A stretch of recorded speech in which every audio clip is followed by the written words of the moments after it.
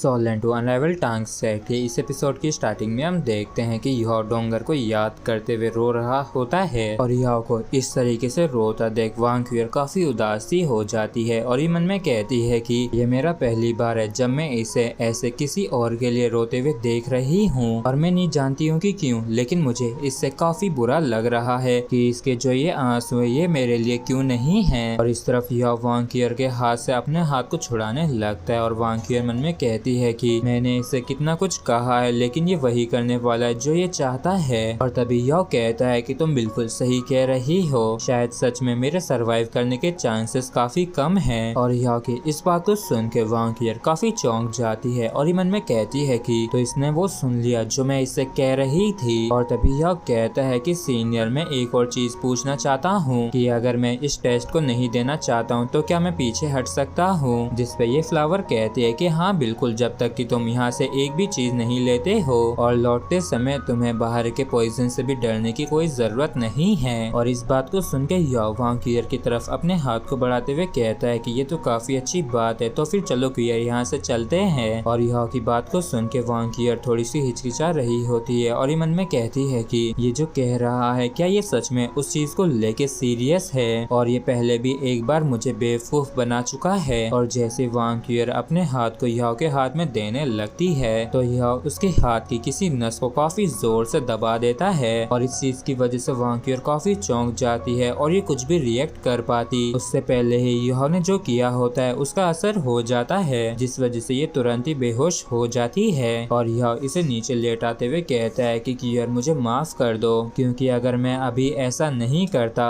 तो तुम निश्चित रूप से मुझे ऐसा करने से रोकती, लेकिन मेरे लिए सिर्फ डोंगर ही बची है और अगर मैं इस टेस्ट को पास कर पाया तो हम दोबारा जरूर मिलेंगे। और तभी स्काई ड्रीम कहता है कि तुम तो सच में एक नंबर के स्टूपिड हो। और स्काई ड्रीम की आवाज को सुन के अचानक से याओ काफी चौंक जाता है और ये कहता है कि डेड्रीम ब्रदर क्या तुम भी मुझे रोकने की कोशिश कर रहे हो। तो स्काई ड्रीम मजे करते हुए कहता है कि आखिर मैं तुम्हें क्यों रोकूंगा, और हाँ शायद बात तब बिल्कुल अलग होती अगर मेरी बिंगर के साथ कुछ हुआ होता। और इसके अलावा वैसे भी तुम्हारी बॉडी पहले ही लाइफ ऑफ गोल्ड के साथ फ्यूज हो चुकी है, तो मुझे इस चीज पे बिल्कुल भी विश्वास नहीं है कि तुम किसी भी पोशन को लेने से मर सकते हो। तो यह कहता है कि क्या हो अगर पोशन काफी ज्यादा जहरीला हुआ तो, जिसपे स्काई ड्रीम कहता है कि अगर ये जहरीला हुआ तो ये और भी ज्यादा बेहतर होगा। और तुम्हें क्या लगता है कि तुम्हारे ब्रदर का ये जो सिल्क है वो कहाँ से आता है। और चलो मैं तुम्हें एक राज की बात बताता हूँ कि इसके पास सबसे ग्रेटेस्ट एबिलिटी होती है सभी तरह के पॉइजन्स को न्यूट्रलाइज करने की, और अगर तुम इसे इस्तेमाल करते हो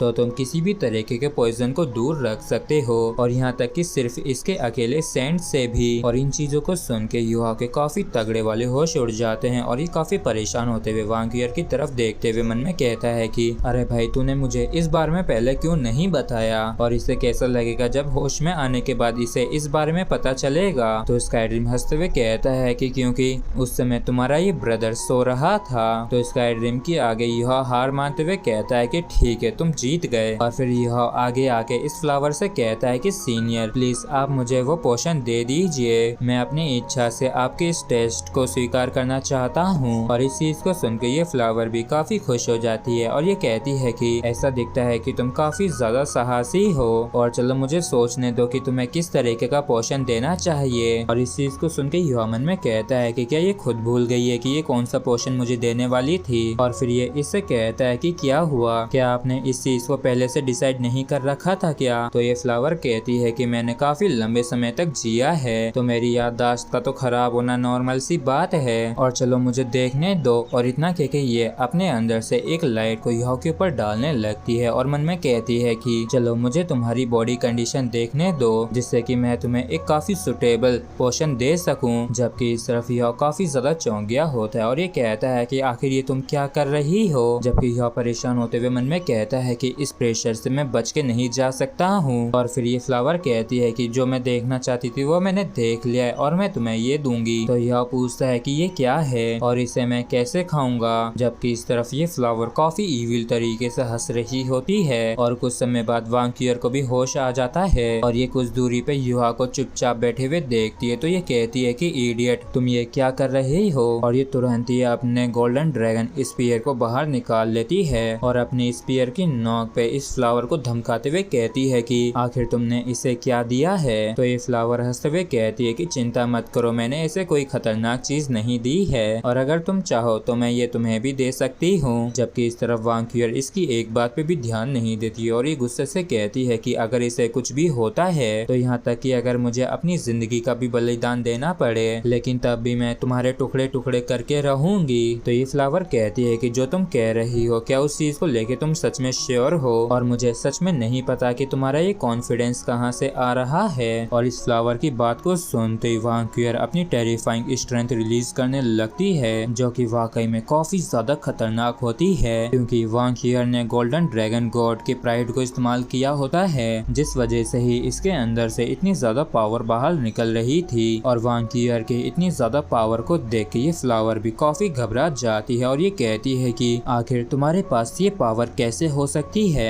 और इसी के साथ फ्रेंड्स एपिसोड भी हमारा यहीं पे खत्म होता है। अगर आप लोगों को वीडियो अच्छा लगा हो तो प्लीज चैनल को सब्सक्राइब और वीडियो को लाइक करना बिल्कुल भी ना भूलें। Thank you.